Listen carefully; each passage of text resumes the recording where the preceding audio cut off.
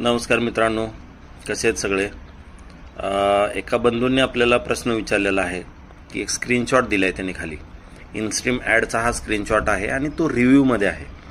तर मित्रांनो, तुम्हाला माहीतच असेल ऑक्टोबर 2024 पासून फेसबुकने इनस्ट्रीम ॲड्सचे सेटअप अप्रूव्ह करायचं बंद केलेलं आहे आणि त्याच्या ठिकाणी कंटेंट मॉनिटायझेशनचं टूल आणलेलं आहे।